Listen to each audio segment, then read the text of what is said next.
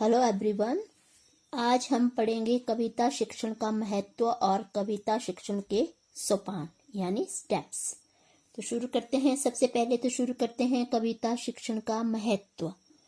कविता मानव को भौतिक धरातल से ऊंचा उठाने के लिए प्रेरित करती है।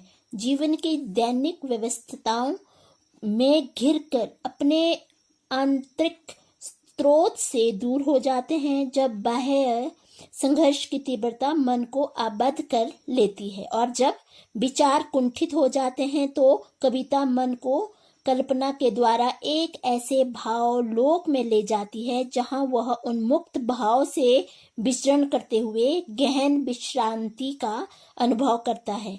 यहाँ पे गुरु ग्रंथ साहब में दर्ज वाणी जनमानस को अमृत तत्व से सिंचित करने में सक्षम है। तुलसीदास, सूरदास, मीराबाई, रविदास आदि संत एवं भक्त कवियों की संगीतमय भक्ति रचनाएं विश्व साहित्य में गौरवपूर्ण स्थान प्राप्त कर रही है। तो इसका कारण इनमें उपस्थित धर्म, आदर्श एवं मूल्य की सरस एवं सटीक अभिव्यक्ति है।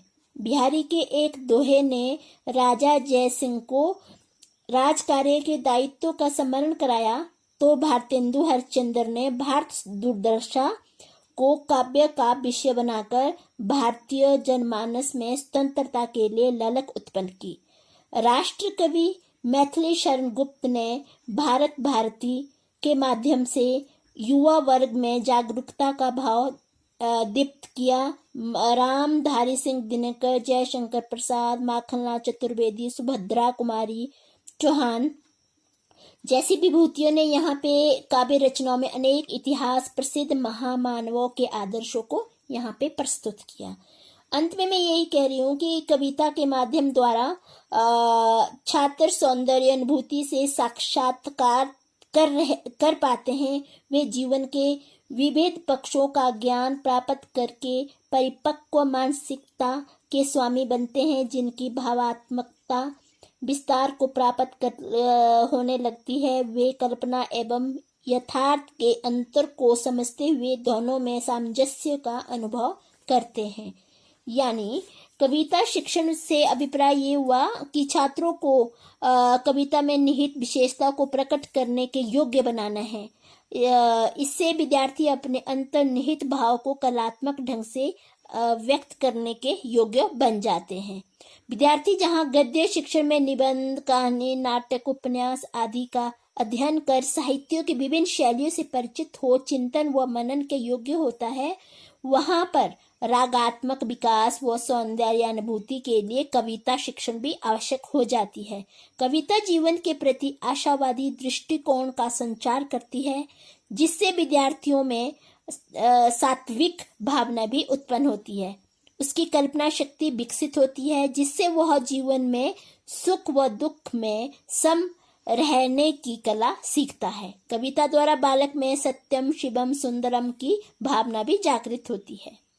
तो ये हमने अभी पढ़ा कविता शिक्षण का महत्व। दूसरा पढ़ लेंगे कविता शिक्षण के सोपान। तो शुरू करते हैं कविता शिक्षण के सोपान। सबसे पहले यहाँ से शुरू करते हैं।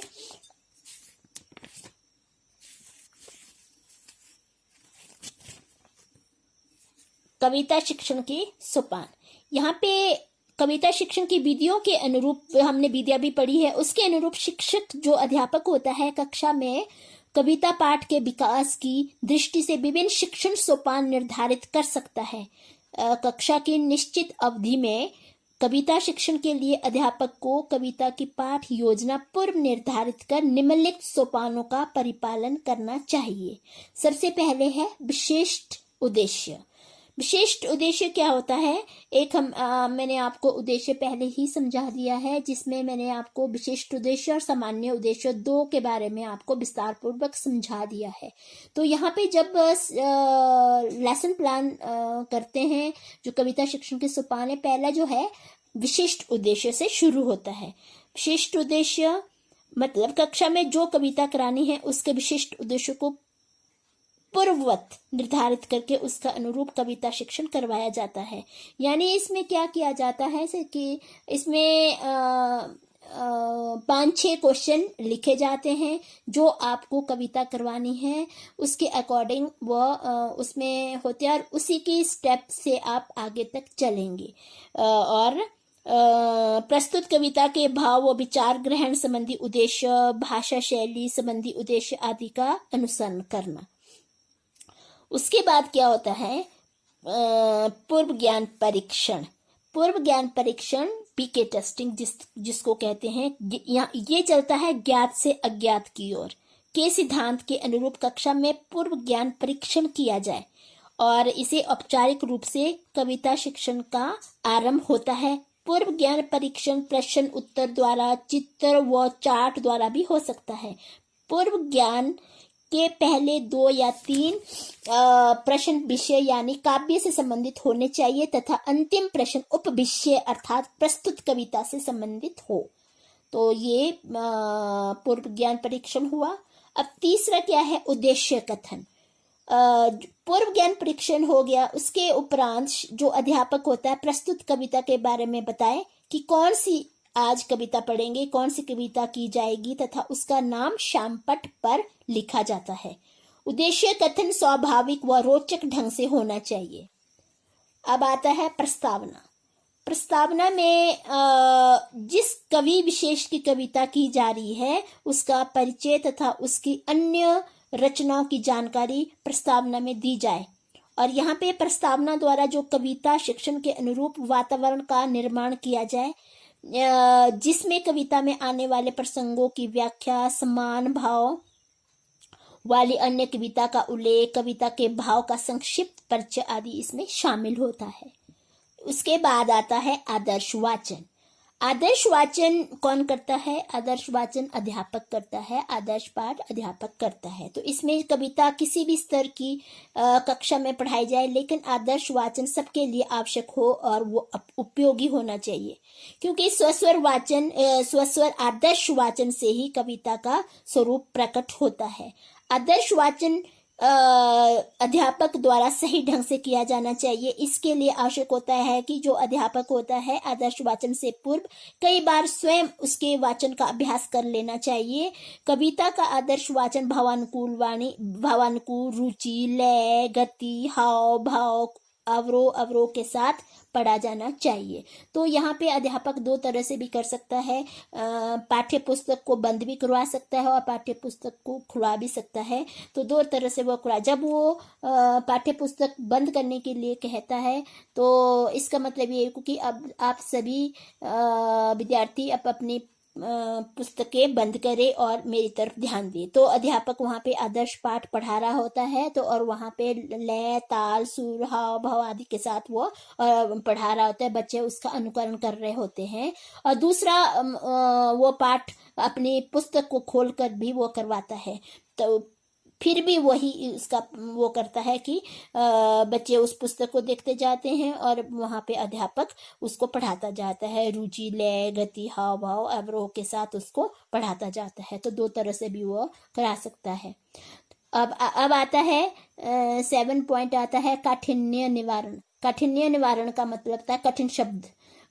कठिन शब्द जो भी इस कविता पाठ में आए हैं, कठिन शब्द जो बोले नहीं जाते हैं, उसका बार बार या तो श्यामपट्ट पर लिखा जाता है। जो आदर्श वाचन के बाद आता है अनुकरण वाचन।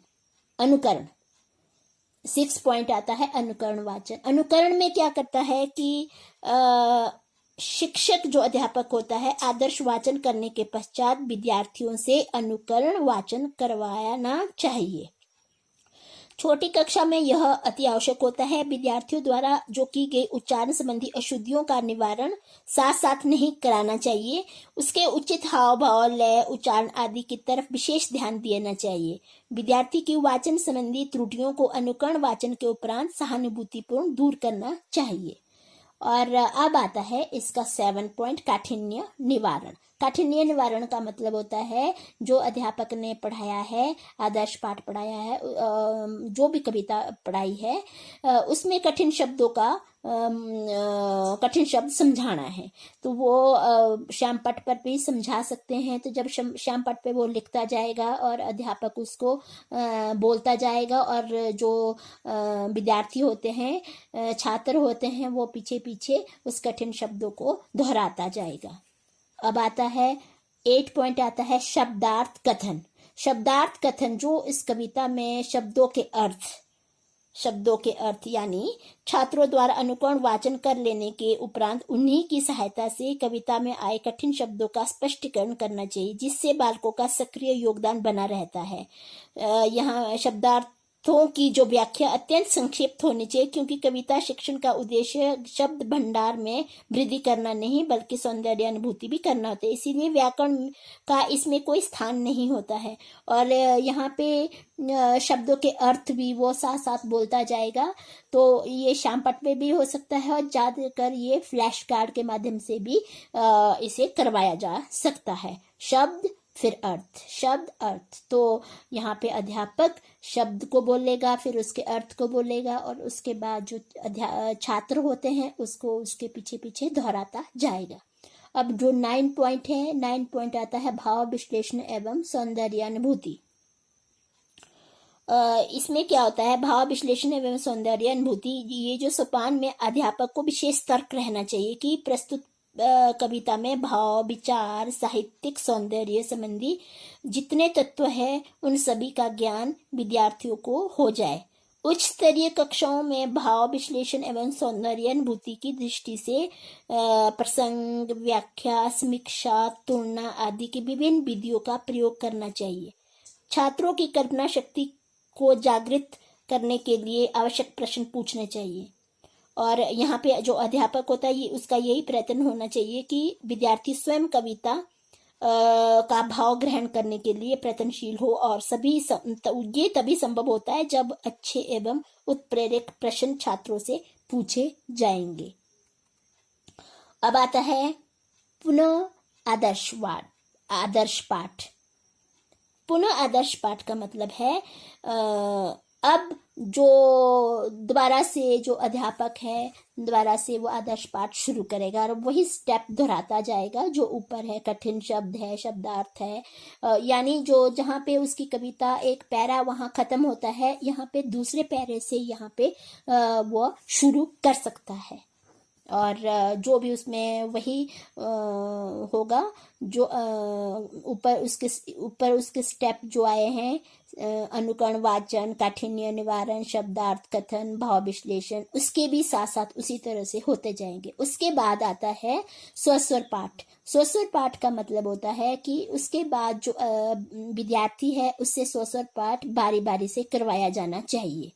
और उसके बाद आता है पुनरावृत्ति। पुनरावृत्ति के मतलब होता है दोहराना। जो कुछ भी पढ़ा है उसका ब्रीफ में कि आज हमने ये पढ़ा, इसमें हमने ये पढ़ा, और किसकी ये कविता थी, उसका लेखक, कवि जो भी था, वो उसके बारे में पुनरावृत्ति करना, दोहराना।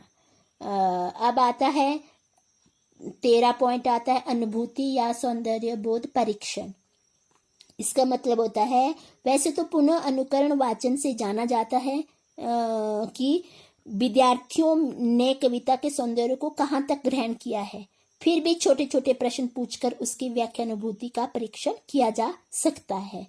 तो इसमें क्या कर सकते हैं, इसमें मूल्यांकन, जो इसका नेक्स्ट पॉइंट आता है, तो छोटे छोटे प्रश्न वहाँ पे ऊपर आपने पूछ लिए, पर नीचे आपको इसके बाद आपको मूल्यांकन करना है। जो 14 नंबर है मूल्यांकन। मूल्यांकन का मतलब होता है जो आपने विशिष्ट उद्देश्य में जितने भी प्रश्न लिखे हैं, अगर आपने 5 लिखे हैं, 5 यहाँ वहाँ पे लिखे हैं, और आपने पांचों का पढ़ा दिया है, तो आपको वो 3 मूल्यांकन में भी दे सकते हैं। और पर ये रिपीटेड नहीं होने चाहिए, कुछ आपको गृह कार्य के लिए भी रखने चाहिए।